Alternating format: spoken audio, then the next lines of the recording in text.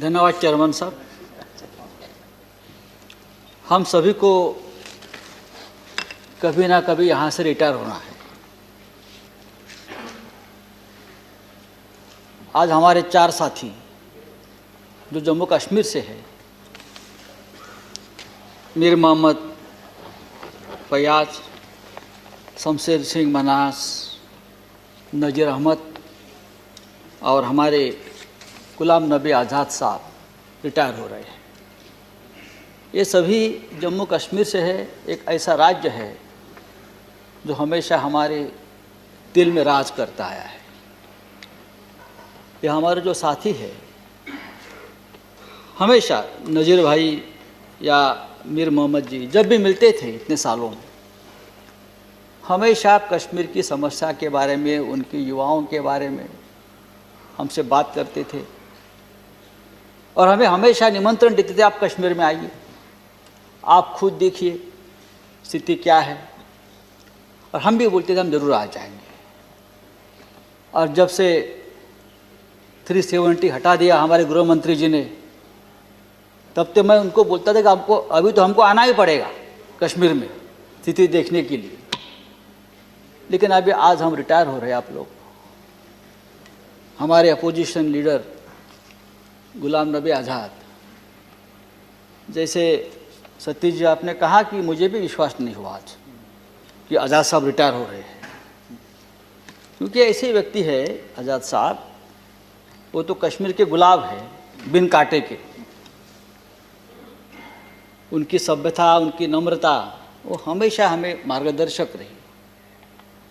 और आज प्रधानमंत्री जी ने जो बातें कही आज़ाद साहब के बारे में, और खुद प्रधानमंत्री भावुक हो गए, उनके आंखों में आंसू है आज आए एक व्यक्ति जो यहाँ बैठे उनके लिए। और कुछ समय तक हम भी भावुक हो गए उनकी बात सुनकर, क्योंकि एक ऐसे व्यक्ति जिनके साथ हम इतने सालों से काम करते रहे, उनका मार्गदर्शन लेते रहे, वो आज इस सदन से हमें छोड़कर जा रहे हैं।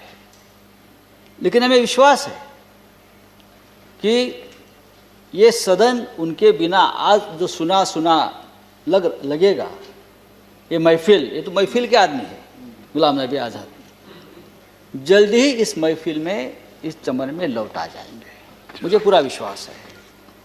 लेकिन आज़ाद साहब ने राजनीति का, इस देश के राजनीति का एक ऐसा दौर देखा है, बहुत बड़ा कालखंड देखा है, इंदिरा जी से लेकर मोदी जी तक। तो मैं तो कहूँगा कि आपको जो समय अब मिलेगा, आप एक आत्मकथा लिख लीजिए इंदिरा जी से मोदी जी तक।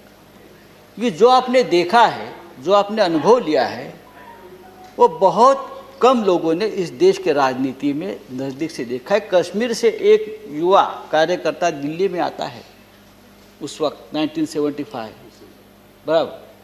और उस समय आपको मालूम है क्या थी इस दिल्ली की स्थिति? बड़े बड़े बादशाह, बड़े बड़े राजनीति के महाराजा महारानी यहाँ बैठी थी सिंहासन पर, और आप जैसे युवा उस वक्त यहाँ काम कर रहे थे, और आपने मेहनत से, संघर्ष से, गांव से आए थे, आप इस मकान पर आप पहुँच गए हैं।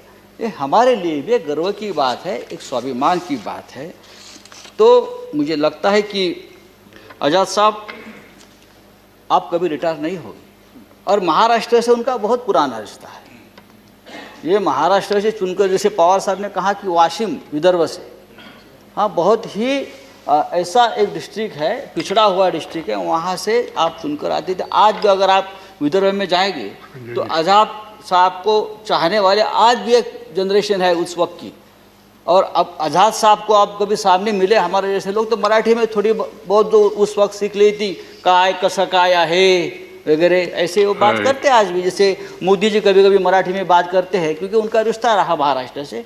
वैसा आज़ाद साहब भी, जब भी हम जैसे लोग सामने आते हैं तो 2 शब्द, 2 वाक्य तो मराठी में बोलेंगे ही। ये जब जहाँ जाते हैं उस स्टेट से, उस लोगों से उनका रिश्ता कायम रहा है।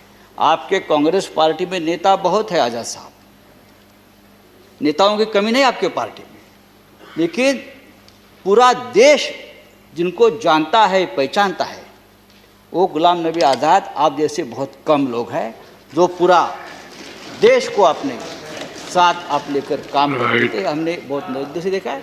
मैं आज आपको फेयरवेल नहीं दूंगा, मैं आप यहाँ आने तक आपका इंतजार करता रहूँगा और मुझे विश्वास आप जरूर आएंगे। तो फिर एक बार आपको शुभकामनाएं देता हूँ।